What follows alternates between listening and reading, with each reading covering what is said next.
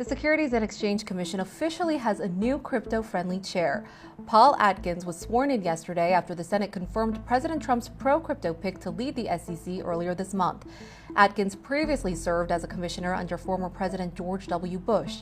Since then, Atkins has guided players in the crypto industry on best practices. In fact, during his opening testimony before the Senate Banking Committee last month, Atkins pointed to his experience in the space and said he will work with SEC commissioners and Congress to build a crypto regulatory framework.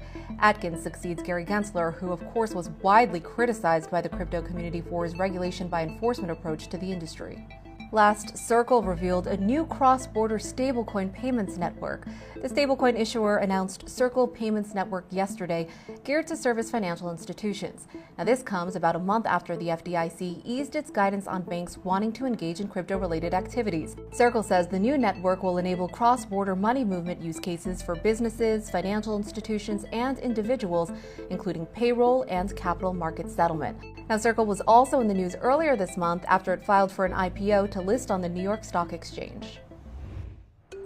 All right, for our main story, today digital asset industry leaders, including Galaxy Digital and Avalanche, announced the launch of a real-time yield-bearing settlement network for institutional clients. The network is powered by a tokenized treasury fund custodied at a special-purpose broker-dealer. Crypto World's Tanea McKeel spoke with Gerald David, the head of the consortium, and Jason Urban, global head of trading at Galaxy Digital, about how it works and what prompted this to come about. A consortium made up of Galaxy, Avalanche, US Bank, and others, founded by Arca Labs, teamed up to launch what's called Lynq, a settlement network powered by a tokenized treasury fund that delivers yield to institutional clients. Now, this is scheduled to go live in the second quarter of this year. Gerald, you lead the consortium, so I want to ask you, how does this work and how did this idea come about? Yeah, thanks, Tanea. We're super excited today to announce Lynq to the community. And Lynq essentially is a consortium that we've put together that involves several leading market makers in this space, many exchanges, as well as some stablecoin issuers as well. The goal for us is to create a real-time instantaneous settlement system that delivers yield back to its users. The market itself has been suffering from infrastructural deficiencies in the marketplace. And this consortium we put together, including Galaxy as well, will help solve for market fragmentation and also try to help us with mitigating counterparty credit risk between the industry participants. Jason, as global head of trading at Galaxy, I am curious to hear from you. What made Galaxy want to be a part of this?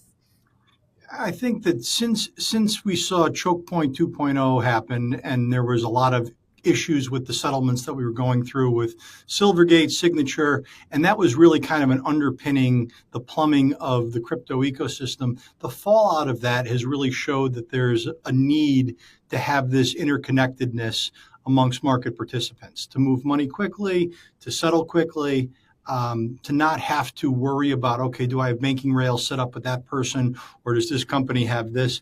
If more solutions that address that issue was what we really saw was required in the ecosystem, and that was when Jerry and Arca approached us and said, "Hey, I'm working on this. This is an interesting solution," and we said, "Absolutely, we see a need for it in the space." And this was a great time for us to kind of step in.